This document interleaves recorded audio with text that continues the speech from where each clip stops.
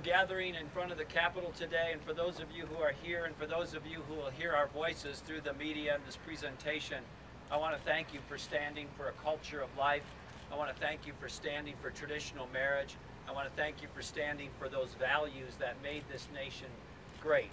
And of course, there are some on the other side of this debate who snicker or ridicule or make fun of those positions. But know that the people of this country reward and understand those positions. Every time, for example, the issue of traditional marriage has been put before the voters and the people of this country, they've supported traditional marriage. But sometimes we have other politicians or the courts who want to intervene in these decisions and take the country on a different course.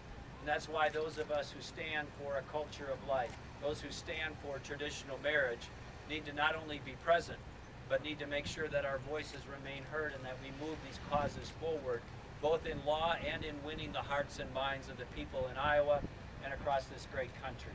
As you know, the decisions of the Congress and the Congress, and I should say Congress and the courts, are a reflection of people's hearts and minds. We will ultimately win this cause and continue the culture of life in this country and advance the culture of life in this country by winning over the hearts and minds of the people. So ultimately we want to make sure that our positions are made strongly, but they're also done in love in a way that invites people to our cause. We're going to win this cause because we're right. And in Minnesota, one of the most challenging political environments in the country for a conservative, I was able to advance these issues.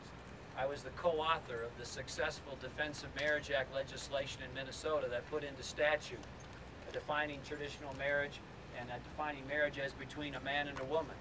I also made sure when I was governor that I appointed people to the Supreme Court in my state who understood that their job and responsibility and loyalty was to interpret the Constitution and the law as written and as intended. So I wanted to make sure that we put people on those courts that had the restraint and the humility to make sure that they didn't insert their personal political views or their broader political views into the law. And those court appointments were viewed as some of the best of any state judicial court appointments in the country. And as was mentioned in the introduction, we're also able to make dramatic strides for the pro-life cause in my state. I proposed and signed into law some of the most historically important pro-life legislation in my state's history. And the good news and the good results keeps coming in as a result of those changes.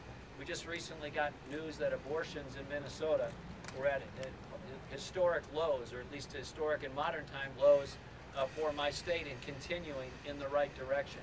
But more work needs to be done in Washington, D.C. and all across this country. That hard work is reflected by this bus tour and the fine people who are standing behind me, and the message and the passion and the commitment that they're trying to bring to make these issues part of the political landscape and policy debate in Iowa. But we got more work to do.